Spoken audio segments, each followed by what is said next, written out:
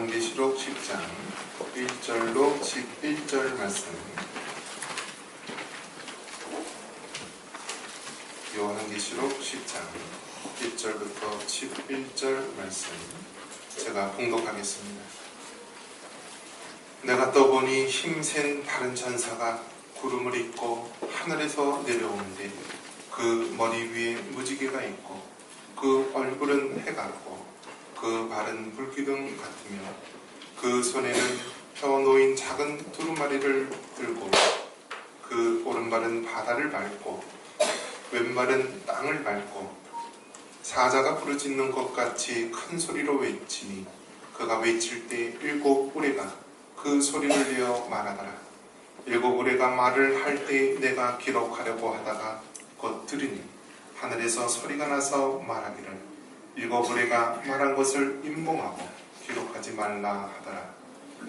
내가 본 바 바다와 땅을 밟고 서 있는 천사가 하늘을 향하여 오른손을 들고 세세토록 살아계신 이 곧 하늘과 그 가운데 있는 물건이며 땅과 그 가운데 있는 물건이며 바다와 그 가운데 있는 물건을 창조하신 이를 가리켜 맹세하여 이르되 지체하지 아니하리니 일곱째 천사가 소리내는 날 그의 나팔을 불려고 할 때 하나님이 그의 종 선지자들에게 전하신 복음과 같이 하나님의 그 비밀이 이루어지리라 하더라. 하늘에서 나서 내게 들리던 음성이 또 내게 말하여 이르되 내가 가서 바다와 땅을 밟고 서 있는 천사의 손에 펴놓인 두루마리를 가지라 하기로 내가 천사에게 나아가 작은 두루마리를 달라 한즉 천사가 이르되 갖다 먹어버리라. 내 배에는 쓰나 내 입에는 꿀같이 달리라 하거늘 내가 천사의 손에서 작은 두루마리를 갖다 먹어버리니 내 입에는 꿀같이 달아 먹은 후에 내 배에는 쓰게 되더라. 그가 내게 말하기를 내가 많은 백성과 나라와 방언과 임금에게 다시 예언하여야 하리라. 따라해 보겠습니다. 생명의 말씀. 작은 두루마리. 제가 상담을 공부하다 보니까 예수님을 안 믿는 그런 사람들을 만날 기회가 많이 있습니다. 그런데 한 가지 공통적인 특징이 뭐냐면은 예수님을 안 믿고서는 과연 무슨 낙으로 살아갈까, 그러한 강한 허무감이 밀려오는 것을 볼 수 있습니다. 그래서 돈이 제일이라고 하는 사람은 돈을 위해서 살아갑니다. 또 쾌락을 위해서 노는 것이 최고다 하는 사람은 그냥 그 쾌락을 위해서 한없이 흘러갑니다. 그런데 한 가지 공통적인 특징은 뭐냐면 그 마지막 끝은 허무하고 또 정말 빈 마음이다라는 것입니다. 그래서 그 허무한 마음을 잊고자 술을 찾고 마약을 찾고 세상에 이 쾌락을 찾지만은 비극적인 종말을 맞이하게 됩니다.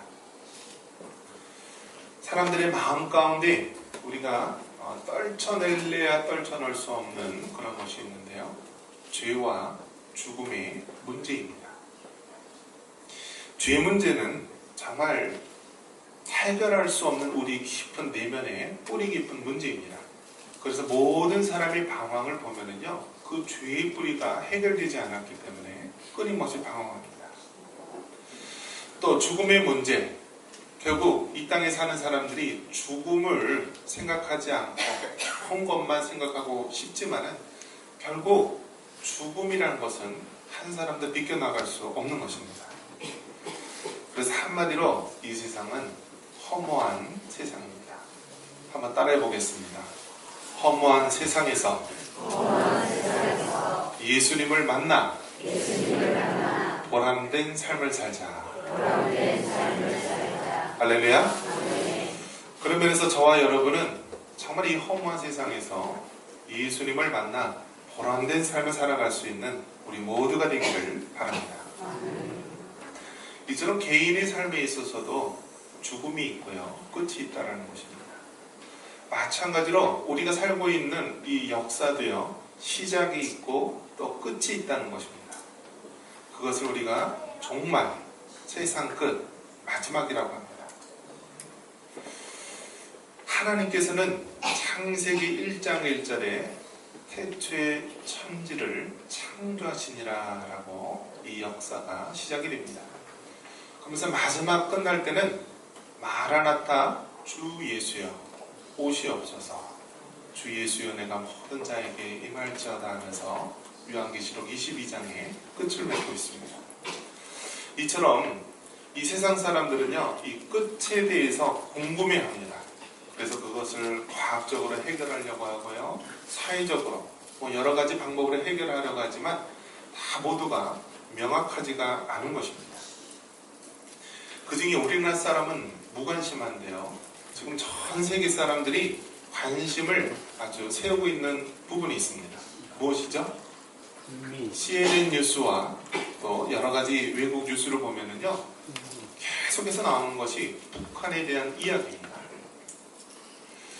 트럼프 대통령이 이 화염으로 이 이야기를 하니까 거기에 맞대응해서 북한의 김정은은 이제 괌을 포위하는 그런 미사일을 발사하겠다.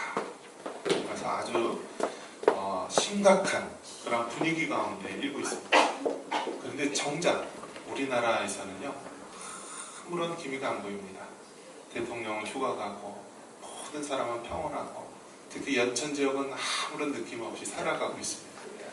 그런데 세상 사람들은요, 지금 이 한반도 땅, 이곳을 너무나 지금 유심히 바라보고 있습니다.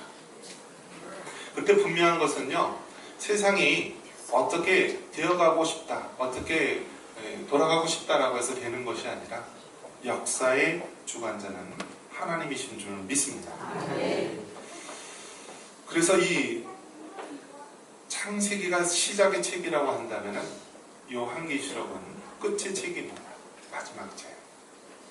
그래서 이 요한계시록을 통하여서 세상의 마지막이 어떻게 되어질지를 우리에게 말씀해주고 있습니다. 과거에는 어땠고 현재는 어땠지만 이제 마지막에는 어떻게 세상이 될 것이다 라고 우리에게 보여주고 있습니다. 그 중에 제일 먼저 나오는 것이 대환란이라는 것입니다. 대환란. 그래서 7인의 재앙, 또 7 나팔의 재앙, 7 대접의 재앙이 이렇게 우리에게 다가오게 됩니다. 그래서 그러한 재앙들이 우리에게 다가오는데 자연을 통하여서 올 수도 있고요, 또 사람을 통하여서도 올 수도 있고, 또 우리가 살고 있는 이 땅에 우리가 가깝게 점점 다가오고 있다는 것입니다. 마치 이스라엘 백성이 하나님의 약속하신 가나안 땅에 들어가기 위해서 애굽의 10가지 재앙을 내려놓게 됩니다. 피에 대한 재앙, 개구리 재앙, 이러한 재앙이 하나 오는데도 불구하고 강팍한 애굽의 바로왕은 그것을 하나님의 말씀을 거부하면서 버팁니다. 결국 마지막 10번째 재앙, 모든 장자를 치는 재앙 앞에서 이스라엘 백성을 놓아줍니다. 모든 성인 남자와 어린아이와 그들의 가족과 모든 재산들을 보내주게 되는 것입니다.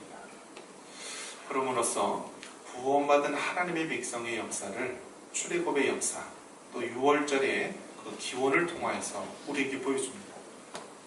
마찬가지로 요한계시록에도 이 대환란이 오면서 강팍한 이 세상의 사람들의 마음은 하나님을 인정하지 않고요, 거부합니다. 그런데 그 환란의 강도가 점점 우리에게 가까이 다가온다는 것입니다. 왜 이러한 환란을 우리에게 허락하십니까? 그것은 하나님이 우리에게 회개할 기회를 주시는 것입니다. 이런 환란을 통해서 너희가 이제 회개하라. 주님의 날이 다가왔다. 세상에 죄악된 것은 이제 내려놓고 이제 마지막 때를 준비하며 이 환란의 때에 회개하며 준비하라는 것입니다. 우리가 쌀겨를 보면은 그게 알곡인지 쭉정인지 우리가 분간을 할 수가 없습니다.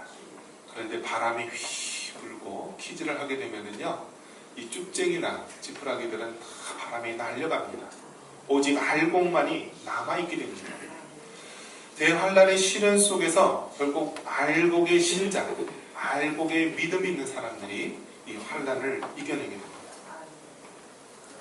적그리스도와 거짓 선지자들이 나타나서 우리를 미혹하게 됩니다.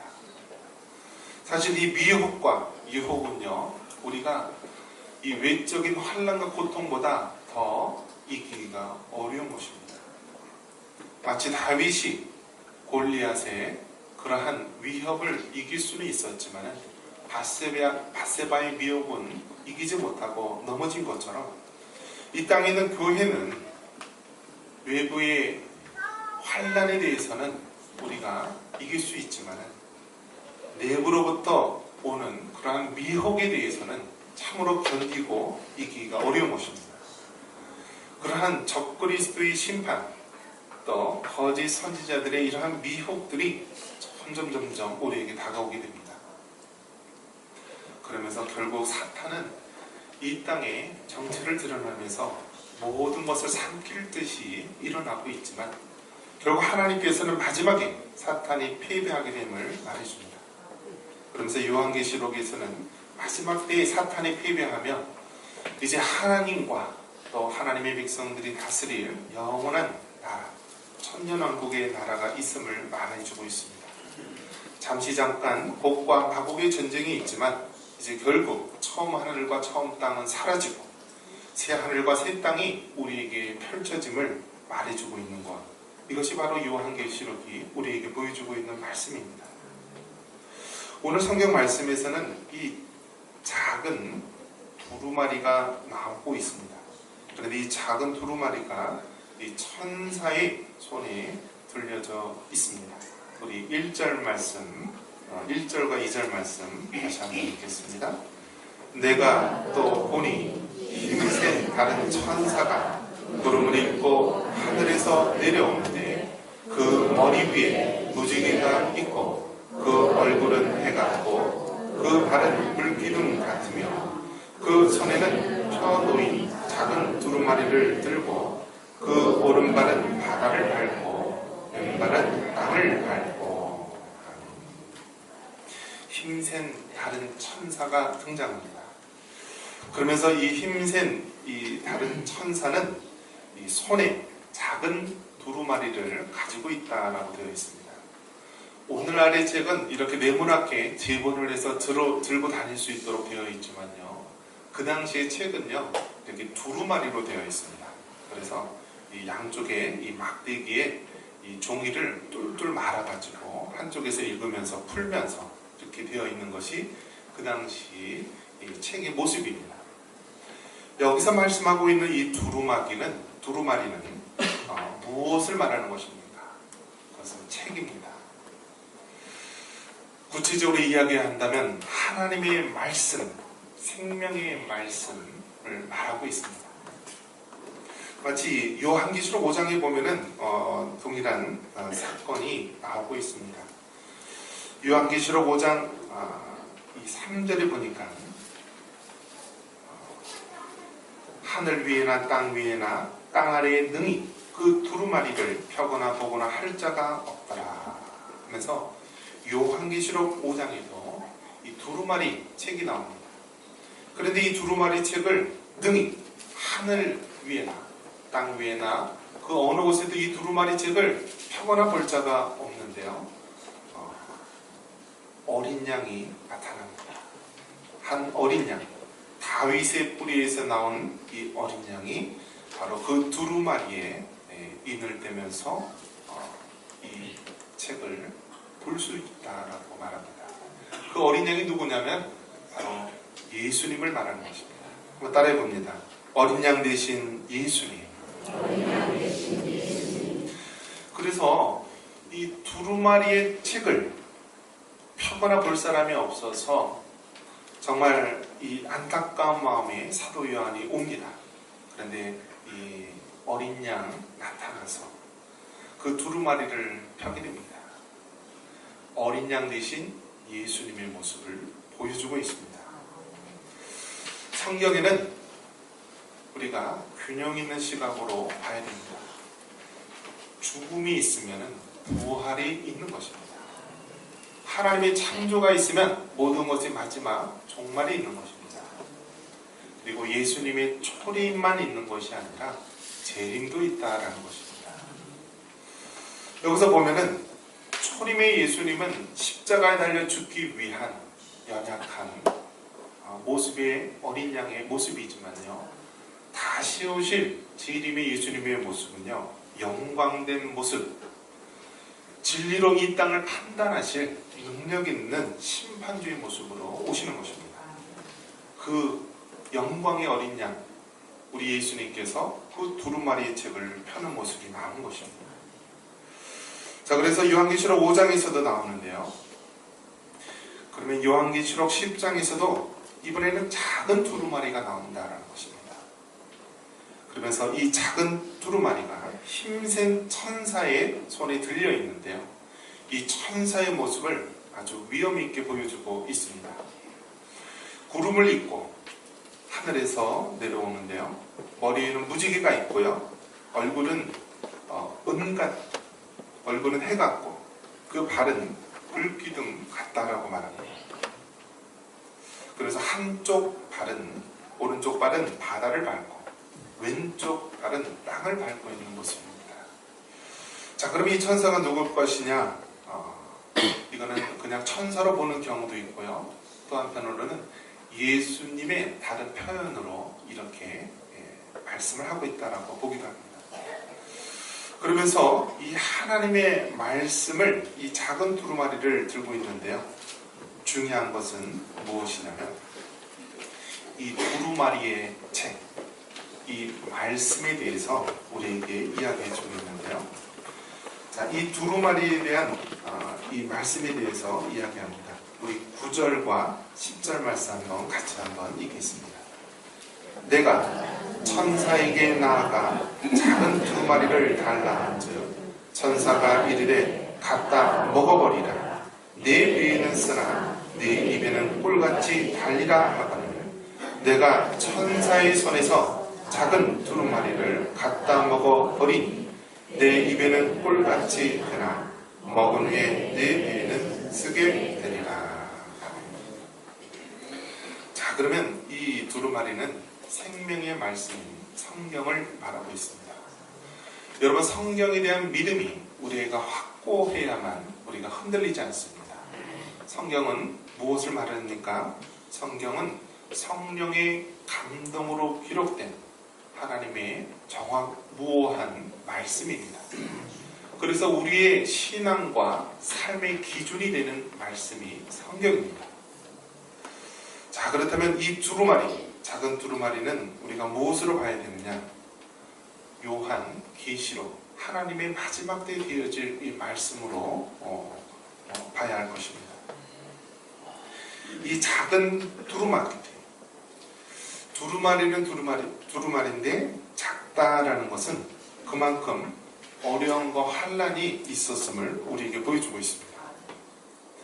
이 성경의 이 역사, 요한계시록의 역사를 보면은 요한계시록은 천대를 많이 받았던 그런 역사를 가지고 있습니다.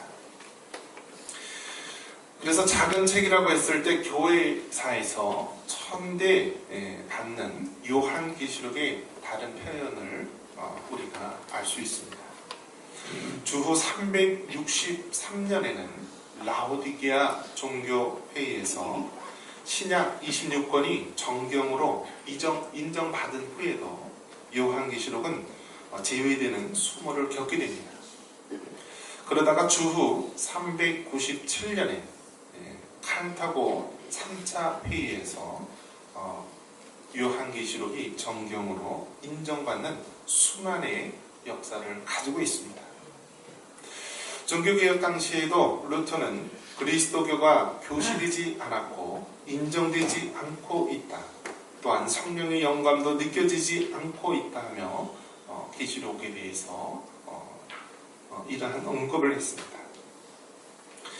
그래서 쯔빙글리는 계시록은 성서적이 아니기 때문에 아무런 흥미도 없고, 계시록은 요한의 사상 또는 말을 전달하고 있지 않다. 나는 하고자 한다면 그 증언을 물리칠 수도 있다라고 말합니다. 제 이름은 계시록에는 거기 있는 말의 수요만큼이나 수수께끼가 들어있다라면서 요한계시록의 역사는 순환의 역사를 가지고 있음을 볼 수 있습니다. 장로교에서도 어느새인가 이 요한계시록에 대해서는 마치 언급을 않는 것이 아름다운 전통인 양 그렇게 일부 사람들은 가지고 있는 것도 사실이었습니다. 그렇지만 분명한 것은 종교개혁 시대 당시에 루터나 쯔빙글리나 이런 사람들의 해야 되는 역할은 무엇이냐면 그 당시 타락한 카톨릭으로부터 다시 한번 본래의 모습대로, 성경의 모습대로 돌아가는 사명이 있었던 것입니다. 이제는 세월이 흘러서 마지막 때에 우리 시대에 주어진 하나님의 사명이 있는 것입니다. 마치 그 두루마리를 펴거나 또 이를 뗄 자가 없어서 슬퍼했을 때 어린 양이 나타나서 그 두루마리를 폈듯이 마지막 때에는 이 하나님의 말씀, 특별히 계시록의 말씀이 실현되고 우리에게 보여지는 많은 사건들이 있습니다.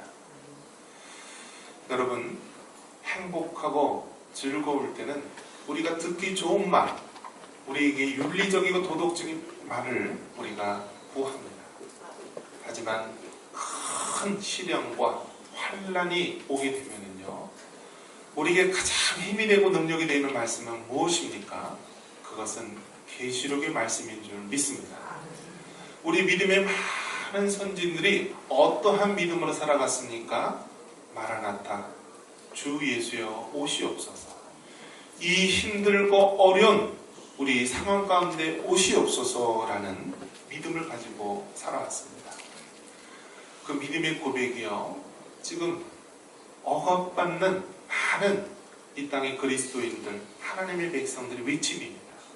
가까이에서는 저 폭력 땅에 있는 지하교회, 그들의 마음속에 정말 힘을 주고 다시 한번 그 발에 능력이 되게 하는 말씀은 무엇입니까? 다시 오실 예수님, 이 땅의 진리로 심판하실 그 예수님의 말씀, 계시록의 말씀입니다. 이 계시록의 말씀은 어떻습니까? 먹을 때는 입에는 꿀처럼 달다라고 했습니다. 하지만 뱃속에서는 쓰다라고 말씀합니다. 그것은 무엇을 말하는 것입니까? 하나님의 말씀을 들을 때는 정말 우리에게 기쁨이 되고 힘이 되지만은요, 그 말씀이 소화되고 그 말씀을 실천하고 순종할 때는 쓰다, 즉 힘들고 어렵다라는 것입니다. 여러분, 마지막 때 정말 우리를 붙잡고 믿음 가운데 이끌 수 있는 것은 무엇입니까? 하나님의 말씀입니다. 환난과 어려움 가운데 있는 성도들이 끝까지 붙잡을 수 있는 말씀이 무엇입니까? 다시 오실 예수님, 그 계시록의 말씀임을 믿습니다. 우리는 하나님의 말씀을 붙잡아야 됩니다. 그 말씀이 우리 입에 달지만은 그 말씀대로 살아가는 것은 배에서 쓰게 되듯이 힘들고 어려울 때가 많이 있습니다. 하지만 그 능력의 말씀, 다시 오실 주님의 말씀을 끝까지 붙잡고 믿음으로 승리할 수 있는 저와 여러분 되시기를 주님의 이름으로